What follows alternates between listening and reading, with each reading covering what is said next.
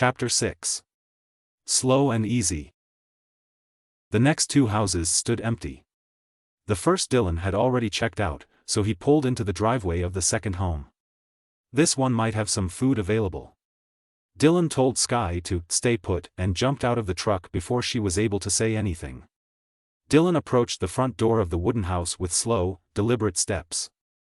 His eyes narrowed in concentration, alert to every sound, but only birds and an occasional squirrel scampering across the front yard sounded. Dylan was careful to dodge the worst of the small twigs and leaves littering the yard. Still, from time to time he was unable to avoid one, and there would be a snap or stir on the ground below him. Dylan threw a look back at the vehicle when it pinged. Sky sat inside, her eyes glued on him. Relieved she had listened, he moved on to make sure house was safe before he brought her in. Dylan held his crossbow in his hands, loaded but pointed at the sky. He didn't want to shoot some innocent person, but he also wanted to be ready for anything. Dylan tightened his hand on its stock. The crossbow strap tapped a light rhythm on his forearm with each step he took. Slow and easy. It's what Dad taught me, and it works every time. Dylan reached the front door, then stopped and listened. There were no sounds coming from inside. Since the house was empty the last time he passed by, he reckoned it still would be. On top of that, he knew the woman on the side of the road was the mother of this household. Still, it paid to be careful, it was possible someone else holed up here. Dylan turned the front door's handle and pushed it open. A family had lived here.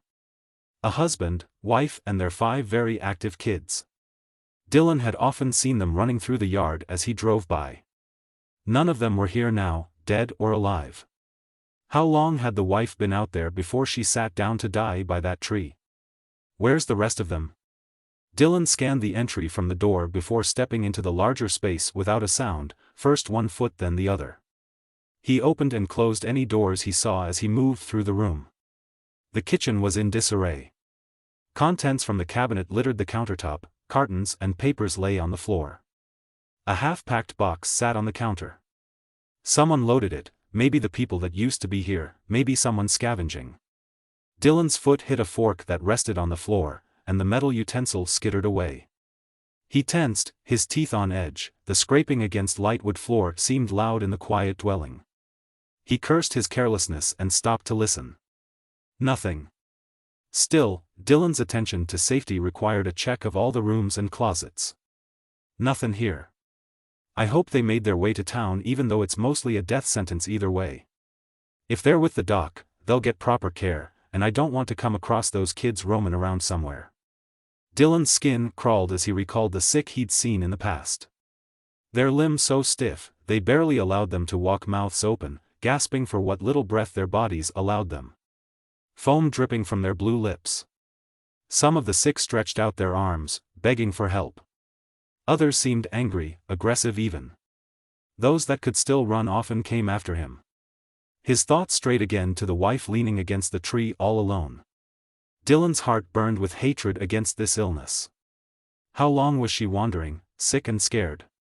It shouldn't be that way. I wouldn't let it be. Dylan turned his attention back to the supplies and finished loading the half-filled box sitting on the countertop. He packed up a few more boxes and stacked them by the door.